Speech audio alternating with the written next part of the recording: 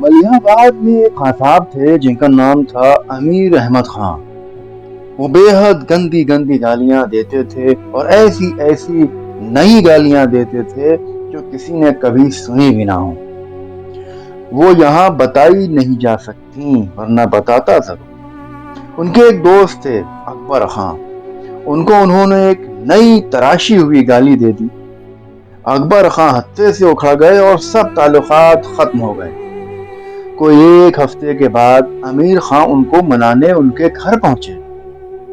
अकबर बोले, मियाँ आप हमें बहुत गालियां देते हैं। इस पर अमीर खां बोले, अमा तुम साले हो ही इतने हरामी कि रोज तुम्हें गालियां दी जाएं।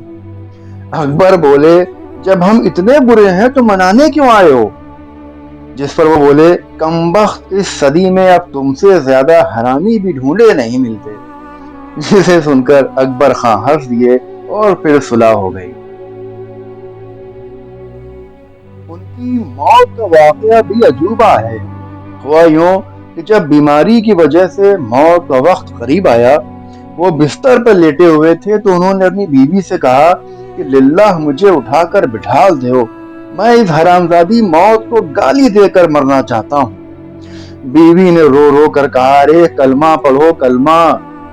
जिस पर उन्होंने हाथ जोड़ कर कहा, तुम पर मेरी इताअत फर्ज है, जल्दी से मुझे बिठा दो। खैर उन्होंने उनको बिठा दिया। अब बैठते ही उन्होंने मुट्ठी बंद करके बायां हाथ आगे हिलाया और आगे जो कहा वो यहाँ मैं बता नहीं सकता। खैर वो ये सब कहकर इंतकाल कर गए। मलिहाबाद में एक साहब हुआ करते थे जिनका नाम था अब्दुल बारी खां। वो अपनी जेब में 3 कलम रखते थे, एक रेड, एक ब्लैक और एक ब्लू। जब लोग उनसे पूछते ये 3 कलर के पेन आप क्यों रखते हैं, तब वो कहते थे एक से उर्दू लिखता हूँ, दूसरे से हिंदी और तीसरे से इंग्लिश, यानी हर जबान के लिए एक कलम। इसी तरह एक साहब थे, उनका नाम था मंजले खां। बड़े गुस्सेवर।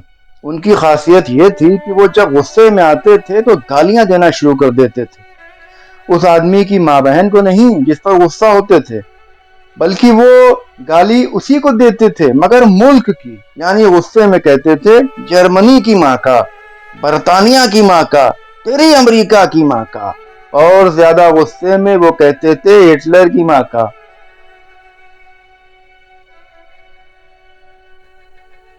एक शख्स हुआ करते थे जिनका नाम था शकील खां। उनका एक मखसूस तकिया कलाम था, एक थप्पड़ मारूंगा मर जाओगे, एक थप्पड़ मारूंगा मर जाओगे।